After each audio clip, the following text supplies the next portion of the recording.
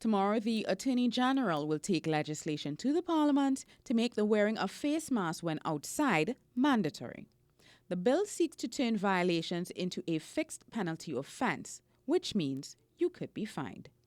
In the past, the Prime Minister, the Health Minister, and other health officials have used moral suasion to encourage the public to comply with the various public health measures to reduce the spread of COVID-19. But with the recent spike in positive cases, the law will be used where words have failed.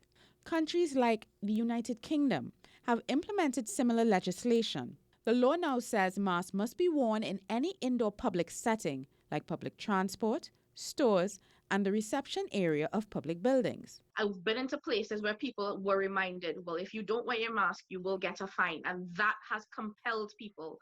Mirage Cook, a Trinidadian national who lives in Scotland, says the face mask legislation makes her feel safer whenever she has to leave her home and go into the public.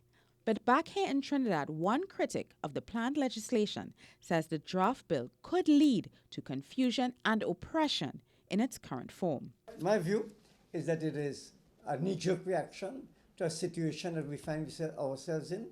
And the law was hurriedly put together, and we end up with half-baked legislation. Subhas Pandey is deeply critical of the draft because it does not clearly define what constitutes a face mask.